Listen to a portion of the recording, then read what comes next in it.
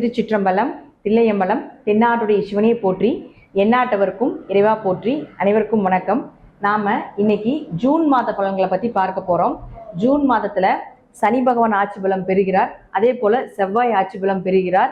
சுக்கிரன் 12ஆம் தேதி வரைக்கும் ஆட்சி பலம் பெறுகிறார்.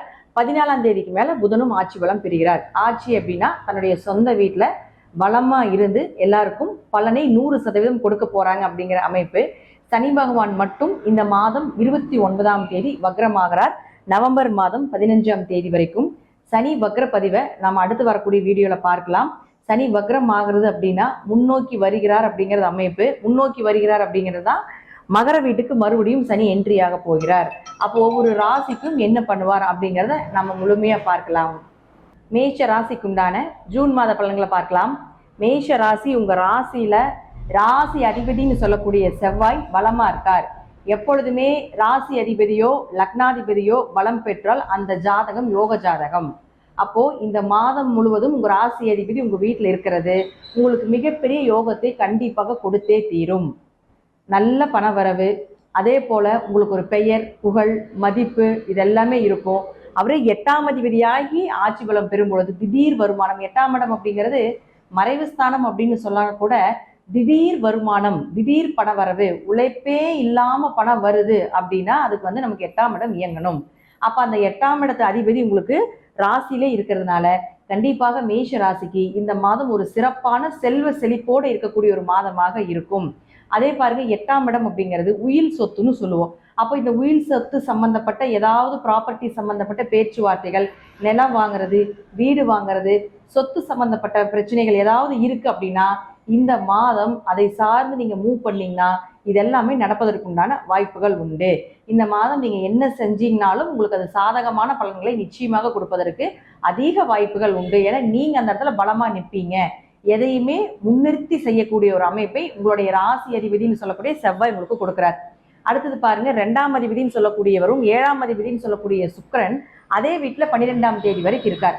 அப்ப 2 கூடையவர்ங்கிறது தனம், வாக்கு, குடும்பத்தை சொல்றதுனால அவர் அதே வீட்டில் 12ஆம் தேதி வரைக்கும் இருக்கிறதுனால கண்டிப்பாக 12ஆம் தேதி வரைக்கும் நல்ல பண வரவு உண்டு.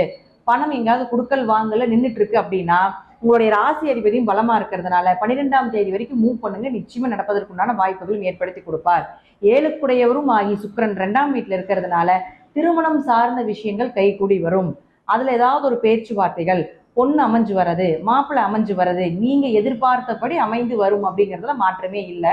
அடுத்து பாருங்க, அவரே உங்களுக்கு 12ஆம் தேதிக்கு மேல 3ஆம் வீட்டுக்கு போயிடுவார். 12ஆம் தேதிக்கு மேல 3ஆம் வீட்டுக்கு போகும் பொழுது கொஞ்சம் பணம் கொடுக்கல் வாங்கல கொஞ்சம் கவனமாக இருக்க வேண்டும். அதனுடைய தேடல்கள் கொஞ்சம் குறைவாக இருந்தாலும் யாருக்காவது கொடுத்தீங்கன்னா ஏதாவது ஒரு விஷயங்கள் இல்லாம கொடுக்க வேண்டாம் அப்படிங்கிறத நீங்க நல்லா தெரிஞ்சுக்கணும்.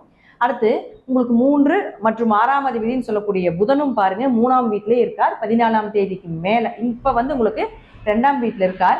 14ஆம் தேதிக்கு மேல 3ஆம் வீட்டுக்கு போய் ஆட்சி பலம் பெறுகிறார். அப்போ உங்களுக்கு எப்போ நல்ல நேரம் நல்லா ஸ்டார்ட் ஆகுது அப்படின்னு பார்த்துட்டீங்கன்னா இந்த 14ஆம் தேதிக்கு மேல 3 கூடையவர் 3ஆம் வீட்டுக்கு வருவார். 12ஆம் தேதி வரைக்குமே உங்களுக்கு யோகம் தான். யோகம் கொஞ்சம் குறையக்கூடிய காலகட்டங்கள்ல 2ஆம் அதிபதி போய் உங்களுக்கு புதனோட சேர்ந்து விடுவார். அப்போ எந்த கிரகம் ஆட்சி பலம் பெற்ற கிரகத்தோடு சேருதோ அந்த ஆட்சி பலத்துக்கு உண்டான பலன்களை நிச்சயமாக கொடுப்பார். அப்போ புதனை போலவே சுக்கிரனும் இயங்கக்கூடிய அமைப்பை ஏற்படுத்தி கொடுத்துரும். அப்ப கடுமையா முயற்சி செய்து பணவரவை ஏற்படுத்தி கொள்வீங்க. எங்கெல்லாம் உங்களுக்கு பிளாக் ஆகுதோ, எந்த விஷயங்கள் எல்லாமே உங்களுக்கு கிடைக்காம போகும்னு நினைக்கிறீங்களோ அதெல்லாமே கொஞ்சம் எஃபர்ட் போட்டு பண்ணினீங்கன்னா நிச்சயமா 14ஆம் தேதிக்கு மேல உங்களுக்கு மிகப்பெரிய ஒரு ஜாக்பாட் உண்டு அப்படிங்கிறதுல மாற்றமே இல்லை. அடுத்து பாருங்க, கம்யூனிகேஷன் லெவலும் அதிகமாகும். 3ஆம் இடம் அப்படிங்கிறது இளைய சகோதரனை சொல்றதுனால இளைய சகோதரனுடைய ஏதாவது ஒரு உதவிகள் கிடைப்பதற்குண்டான வாய்ப்புகள் உண்டு. 3ஆம் இடம் அப்படிங்கிறது மாமனாரை சொல்றதுனால மாமனார்கிட்ட ஏதாவது ஒரு பேச்சுவார்த்தை நடத்தணும், அவர்கள் மூலமாக ஏதாவது உதவிகள் கிடைக்கணும்னாலோ நீங்க அந்த மாதம் 14ஆம் தேதிக்கு மேல பயன்படுத்திக்கோங்க. நிச்சயமாக நல்ல வரனோ அல்லது நல்ல ஒரு பண வரவோ அப்படிங்கிறது இந்த மாதம் உங்களுக்கு கிடைப்பதற்குண்டான வாய்ப்புகள் உண்டு. அடுத்து 5ஆம் அதிபதினு சொல்லக்கூடிய சூரியன். இந்த சூரியன் பாருங்க 2ஆம் வீட்டில் இருக்கார் 14ஆம் தேதி வரைக்கும். 5 கூடிய 2ல் இருக்கிறது மிகப்பெரிய ஒரு யோகம். குலதெய்வத்தினுடைய அனுகிரகம், அதே போல பண வரவுகள், நல்ல ஒரு தெய்வத்தினுடைய அனுகிரகம் இதெல்லாமே நிச்சயமா கிடைக்கும். அடுத்து உங்களுக்கு அவர் 3ஆம் வீட்டுக்கு மறைகிறார். அப்ப 5 கூடியவர் 3ல மறைஞ்சா குழந்தைகளுடைய ஆரோக்கியத்துல கொஞ்சம் கவனமா இருங்க. ஆனாலும் 5 கூடியவர் 3ல இருக்கிறதுனால குழந்தைகளுக்காக படிப்பு சார்ந்த விஷயத்துல நீங்க அதிகமாக ஒரு செலவுகள் செய்ய வேண்டிய ஒரு சூழ்நிலைகளை நிச்சயமாக ஏற்படுத்தி கொடுத்துவார். இப்போ இந்த மாதம் பாருங்க, எல்லாருமே குழந்தைகளுக்கு எல்லாத்துக்குமே நம்ம ஃபீஸ் கட்டுவோம், இந்த மாதிரி விஷயங்கள் இருக்கும் இல்லைங்களா? இதுல நல்ல ஒரு டிசிஷன் எடுக்கக்கூடிய ஒரு அமைப்பையும் இந்த புதனும் சுக்கிரனும் சேர்ந்து கூட சூரியனோட இணையும் பொழுது நிச்சயமாக இந்த வாய்ப்புகளை ஏற்படுத்தி கொடுப்பார். அடுத்து உங்களுடைய ராசிக்கு 9 மற்றும் 12ஆம் அதிபதினு சொல்லக்கூடிய குரு பகவான் ஆஸ் யூஷுவலா நம்ம சொல்லிட்டு குரு பயிற்சி பலனிலே நம்ம எப்படி இருக்கும் அப்படிங்கறத சொல்லிட்டோம். அதே போல சனி பகவானும் பாருங்க ஆட்சி பலம் பெறுகிறார். இந்த மாதம் எண்டிங்ல வக்ரமாகிறார்.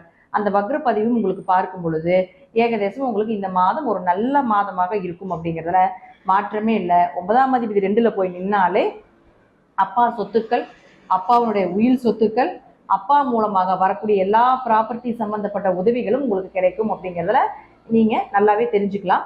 இந்த மாதம் மேஷ ராசிக்கு மிகப்பெரிய ஜாக்பாட் கொடுக்கக்கூடிய மாதமாக இருக்கு. லக்னாதிபதி லக்னத்துல, 2ஆம் அதிபதி 2ல, 3ஆம் அதிபதி 3ல, அதே போல லாபத்தை கொடுக்கக்கூடிய 11ஆம் அதிபதினு சொல்லக்கூடிய சனி பகவானும் 11ல. அப்போ 1, 2, 3 இது எல்லாமே யோகமாக இருக்கக்கூடிய ஒரு இடம் தான். மேஷ ராசிக்காரங்க, உங்களுக்கு ஏதாவது தேவைகள் இருக்கு, பெரிய விஷயங்கள் ஏதாவது பண்றீங்க அப்படின்னா இந்த மாதத்தை நீங்க பயன்படுத்தி கொள்ளுங்கள். ஒரு நல்ல மாதமாக உங்களுக்கு இருக்கும் அப்படிங்கிறதுல மாற்றம் இல்லை. வாழ்த்துக்கள். மீண்டும் ஒரு நல்ல பதிவுல சந்திக்கலாம். திருச்சிற்றம்பலம், தில்லையம்பலம், ஸ்ரீ நரசிம்ம திருவடிகளே சரணம். கடவுள் அருள் டிவியை பார்த்தமைக்க நன்றிகள். மேலும் இது போன்ற தகவல்களை தெரிந்து கொள்ள கடவுள் அருள் டிவியை சப்ஸ்கிரைப் செய்யுங்கள். மறக்காமல் பெல் ஐக்கானை கிளிக் செய்யுங்கள்.